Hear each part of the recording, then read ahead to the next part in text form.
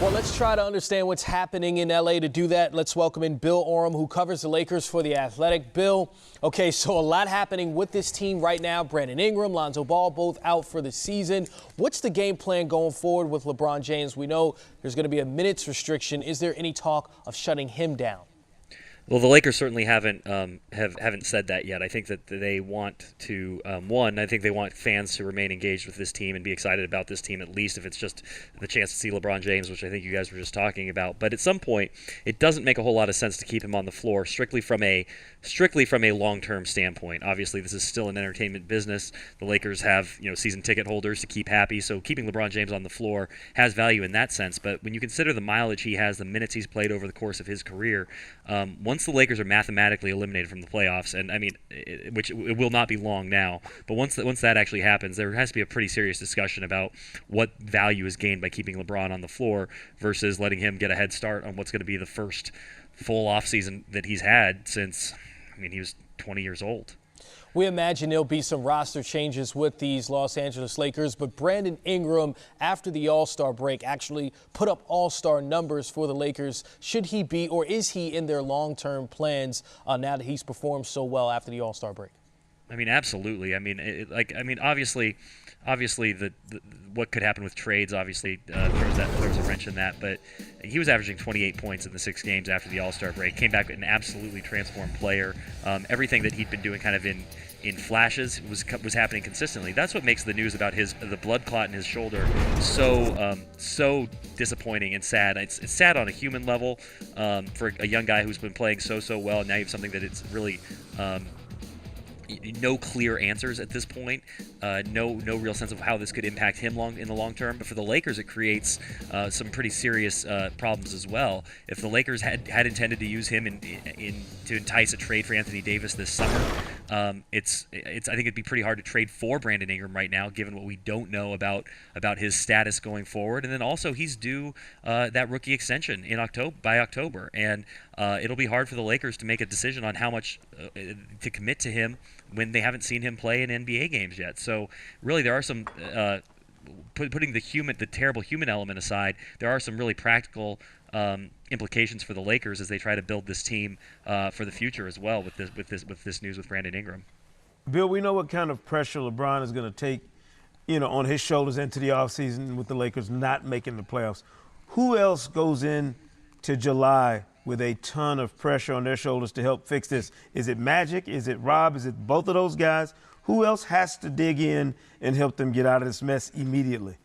This is Magic Johnson's whole thing. They took team pictures yesterday. Magic Johnson was at the center of the team photo, and that to me speaks volumes about who's in charge here and who this is all going to reflect on when history is written. Magic Johnson is responsible for this roster, which I think has been proven to have had a lot of flaws. He obviously isn't responsible for the injuries that have befallen this team, but this roster was poorly constructed.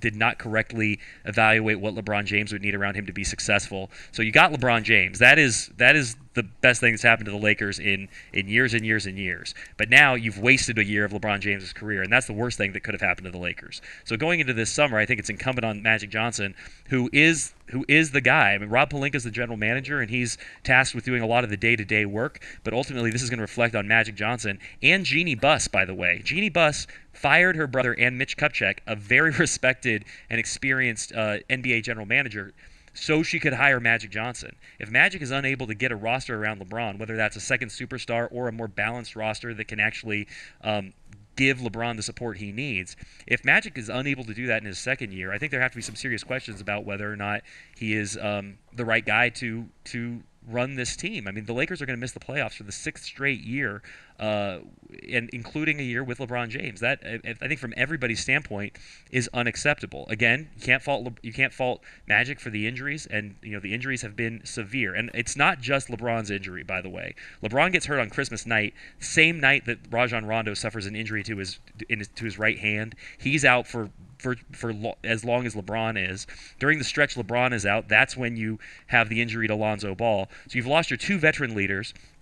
your young on-court leader in Lonzo Ball, and then you also are dealing with an injury to Kyle Kuzma during that stretch. So that stretch completely derailed the Lakers' season. LeBron was the first domino, but other dominoes kept falling. Bill, you touched on something to take me right where I want to go. When all the smoke clears, you're not making the playoffs, how long does it take for Jeannie Buss to call up Magic and say, Magic, go ahead and call Rich Paul and figure out how we get Anthony Davis? So with that being said, right now, who are we willing to say we're giving up 1, 2, 3 draft picks to get Anthony Davis in there? Because that's what the fans want. That's what everyone's talking about. How long does that phone call take for Jeannie Buss to call Magic? You know, I don't know. I mean, Jeannie Buss has really made it her style here that she doesn't really meddle in basketball operations. She lets her basketball people handle that. But at some point, she does have to be the owner. I mean, she is the owner and has been a tremendous owner and a great ambassador for the team throughout the league and the world, really. But at some point, if she's going to have to take the bull by the horns and try to direct her basketball staff if they're not getting it done. The Anthony Davis trade, it's really interesting, and I think the Brandon Ingram thing really is a big piece here, because Brandon Ingram is probably the most appealing, if healthy, the most enticing of the Lakers' young guys. Highest ceiling, obviously a pretty dynamic scorer, and was starting to put it together before he went out with what was originally shoulder soreness, and now we know to be that blood clot. I don't know how a team can trade for him, and you certainly can't trade an organizational pillar like Anthony Davis for a guy who you don't know how he's going to react to medication and what the course of treatment is going to be. I think this Brandon Ingram news really affects their ability to swing a deal for Anthony Davis. Now, obviously, you still have Lonzo Ball, who's going to be dealing with his own injury. Lonzo Ball, who played 52 games last year and is now not even going to get that many in.